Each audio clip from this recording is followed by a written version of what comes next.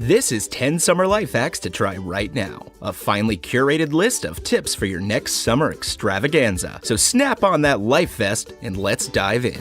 Instead of storing your freezer pops on their side, which creates air pockets, try storing your freezer pops upright in the freezer.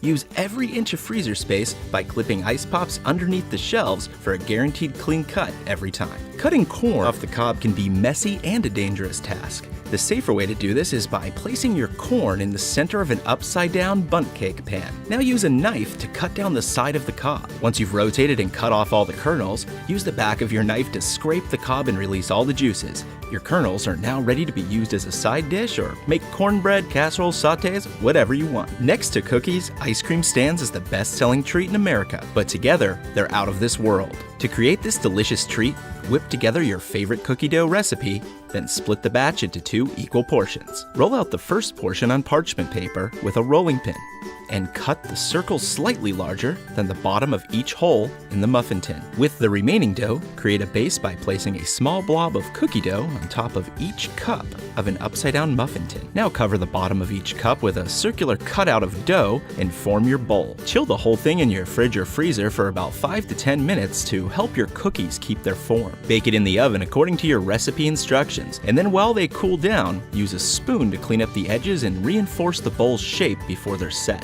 It's time to add scoops of ice cream to each cookie bowl. Finish off by drizzling on your favorite toppings and then get ready to impress your guests. They're utterly amazing.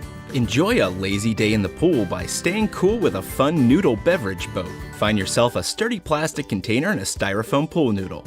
Measure all 4 sides of the container and cut the noodle to fit each side accordingly. Use either strong scissors or a very sharp knife to cut the noodle. Thread some twine through the middle of each piece of the noodle and create a rectangular shape that'll fit snug around the container as you pull the twine tightly around it and secure a small knot at the base of the string. You can either cut off the excess string or tie a loop for easy access to your boat. Fill your new beverage boat with your favorite drinks and top it off with a bag of ice. Now you can amuse your party guests as your bobbing beverage boat floats on by. By now you've probably seen this way of cutting watermelons into small cubes. Today we'll show you another simple yet brilliant way to cut and serve watermelon. Start by cutting your watermelon in half with a chef's knife. Take 1/2 and face it down onto your cutting board. Carefully shave off the rind from top to bottom, taking as little of the red flesh as possible. Now cut off any remaining rind left behind and trim off the top. Slice lines about an inch or so apart and then turn the watermelon sideways. Now cut perpendicular to the slices that you just made. The trick is to find a bowl that fits just over the top of your fresh cut watermelon. To avoid a wet mess, clean up excess juices from the board with a paper towel and hold the bowl securely to the board as you flip the bowl right side up. Insert wood popsicle sticks into each perfectly cut slice to create a mess-free watermelon pop that your kids will love and the guests are sure to enjoy.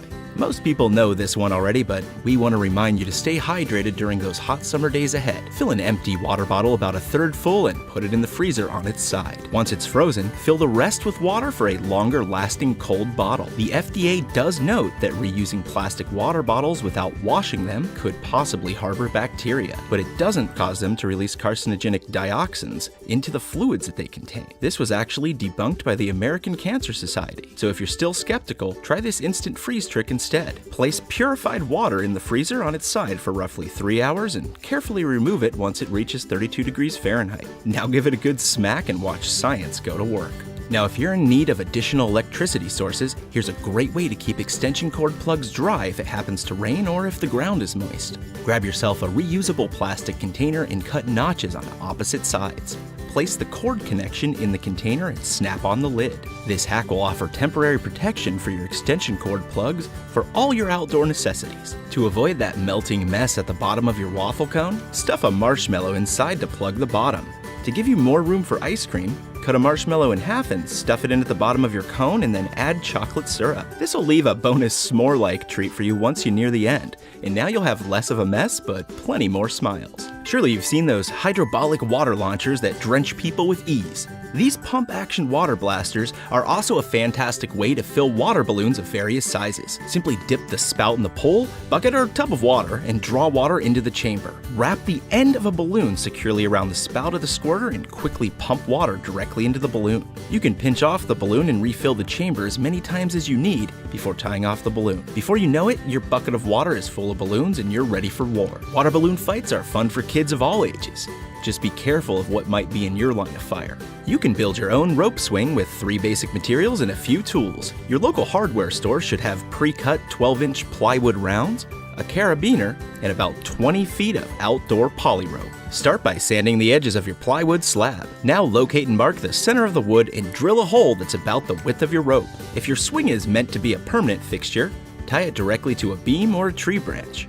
Thicker rope is obviously more durable, but tying knots might be a bit difficult. We added a carabiner so that you can easily take the rope swing down. Once the rope is hanging in place, feed the rope to the ground and cut. Now push the rope through the hole in the seat and adjust the height to your liking before tying a double knot under the seat. Leave a little tail of rope just in case you decide to adjust it later. We suggest testing the swing before your kids do. Your new homemade rope swing will be sure to encourage your kids to play outside and leave nothing short of smiles on their faces. Thank you so much for watching. Remember, we love hearing from you, so post your own summer hacks in the comments. You can also click on that subscribe button for more tips and tricks each week. See you next time.